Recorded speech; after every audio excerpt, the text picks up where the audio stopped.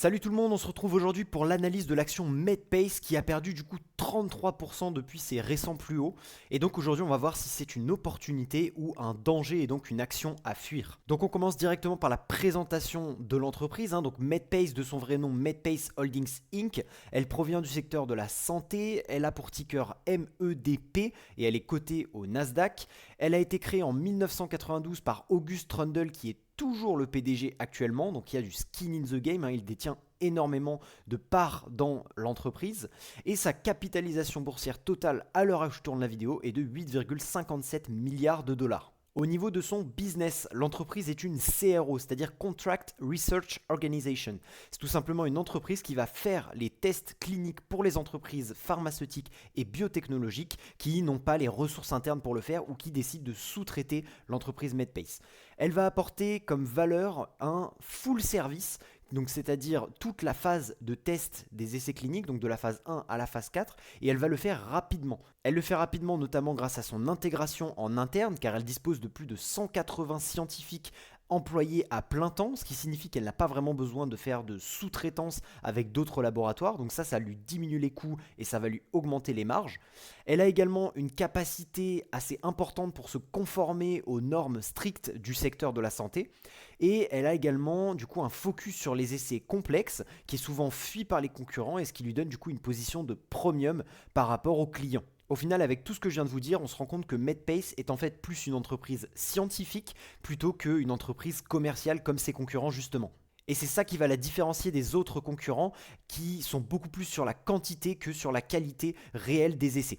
Ensuite, au niveau des revenus, elle va être payée avant chaque étape clé d'un essai. C'est-à-dire qu'elle ne va pas attendre des années pour recevoir les paiements, elle va en avoir de manière assez fréquente. On a également 75% du chiffre d'affaires qui provient de clients récurrents qui sont engagés sur divers projets. Et sachant qu'un seul projet, de la phase 1 à la phase 4, peut prendre plusieurs dizaines d'années. Donc c'est super intéressant car on a une entreprise qui peut s'avérer un peu cyclique à première vue, mais qui grâce à sa fidélisation arrive potentiellement à générer des revenus récurrents. Au niveau de ses ventes, alors on va avoir 31% des ventes dans l'oncologie, donc tout ce qui est les cancers, 26% dans le métabolisme et 10% dans le cardiovasculaire. On va également avoir 80% de ces ventes qui vont être réparties sur des petites pharma et biotech, ensuite 15% des ventes sur des pharma et des biotech de moyenne taille et seulement 5% pour des larges pharma et des larges biotech. A noter que les larges pharma et biotech sont beaucoup plus intéressés par des gros concurrents pour l'instant, ce qui fait que Medpace est vachement plus focus justement sur les petites et moyennes entreprises. Ensuite, au niveau de son moat, elle dispose déjà de deux avantages essentiels. Déjà son intégration verticale complète, comme on le disait, ce qui lui permet une meilleure qualité, de meilleurs délais, une meilleure fidélisation et plein d'autres avantages. Ce qui du coup lui amène à des switching costs, des coûts de transfert importants. Mais elle dispose également d'un deuxième avantage, c'est son expertise très pointue dans des domaines qui sont complexes, donc souvent fuis par les concurrents et qui lui apporte du coup une forte confiance auprès des clients et donc du coup des intangible assets. Au niveau des barrières à la sortie du secteur des CRO, on va avoir plusieurs gros obstacles, notamment une expertise médicale qui est requise et importante. On va également avoir besoin de certifications réglementaires strictes, pas n'importe quelle entreprise peut devenir CRO du jour au lendemain. Il va falloir ensuite créer également des relations importantes avec les clients, ce qui est vraiment la base de Medpace et de son avantage concurrentiel. Et il va falloir également lancer des investissements initiaux très importants, notamment dans les infrastructures et les laboratoires par exemple. On peut également noter que récemment, François Rochon et Terry Smith ont récemment ouvert et renforcé des positions sur l'entreprise Medpace, sachant que ce sont deux investisseurs qui sont vraiment focus sur la qualité d'un business, acheté à un prix juste. Donc on va voir ça maintenant, avec notamment les fondamentaux et la valorisation de l'entreprise. Donc on se retrouve sur le screener de l'entreprise Medpace pour ses fondamentaux. Déjà on voit que toutes les cases sont cochées au vert, donc ça c'est ultra intéressant, avec notamment une croissance du chiffre d'affaires sur 10 et 5 ans qui est aux alentours des 20%, c'est très important, avec tout de même 12% de croissance, donc un petit peu de diminution sur la dernière année.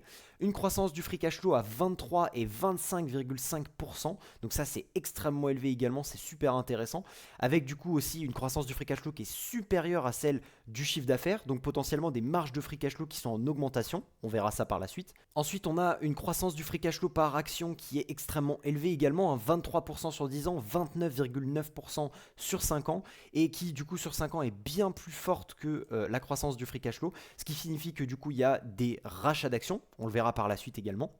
Au niveau des marges brutes, on n'a pas toutes les informations car Medpace c'est une entreprise qui n'est en bourse que depuis 2016 seulement.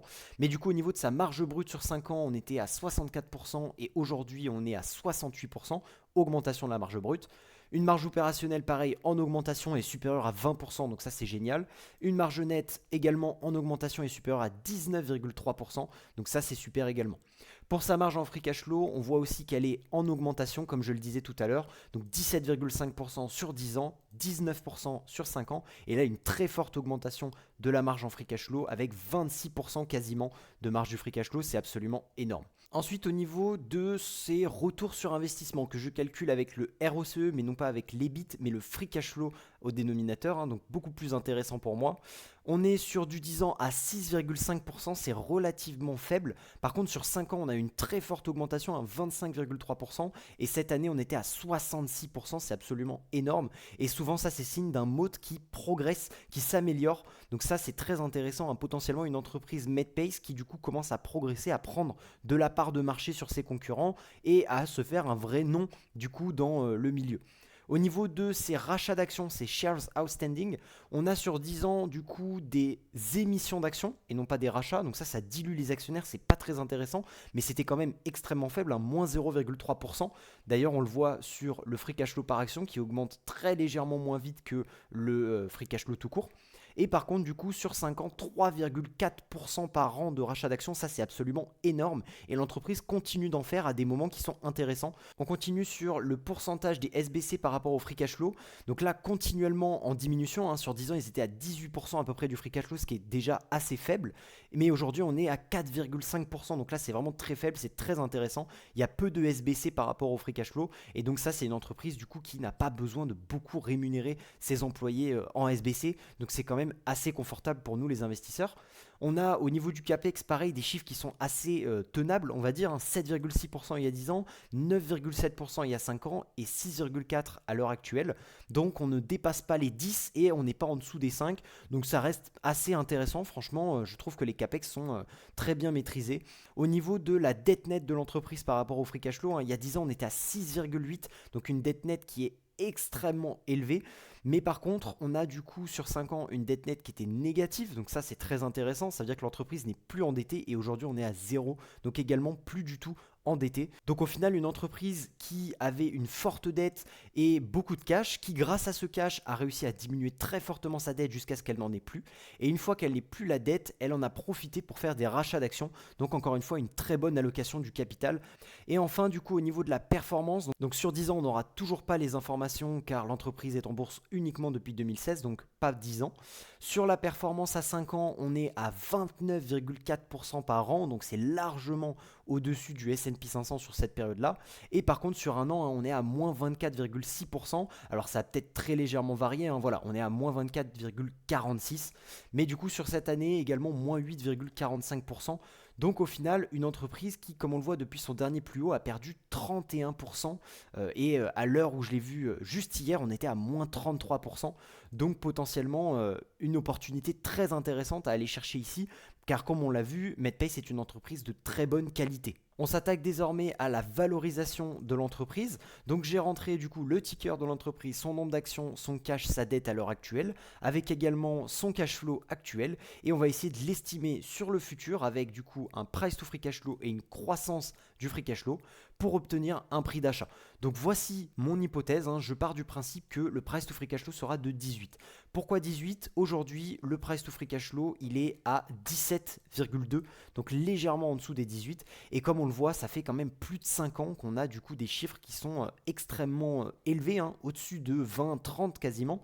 Et là, du coup, on est vachement redescendu. C'est la première fois en 5 ans que l'entreprise atteint en dessous des 17, donc un chiffre qui est potentiellement très intéressant. Alors avant, on était quand même sur une entreprise qui était plus endettée, qui ne faisait pas de rachat d'actions, etc. Donc ça explique aussi le fait que du coup l'entreprise n'avait pas autant de price to free cash flow, elle n'était pas autant valorisée.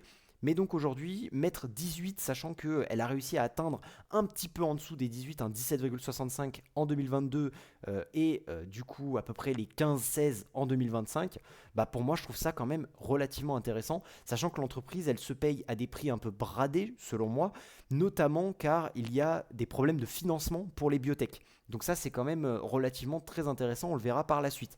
Donc si on retourne sur la valorisation, 18 de price to free cash flow, et il faudrait seulement une croissance du free cash flow de 8% par an pour estimer du coup un prix d'achat à 303 dollars et attaquer le prix où on est actuellement, c'est-à-dire 306 dollars à peu près.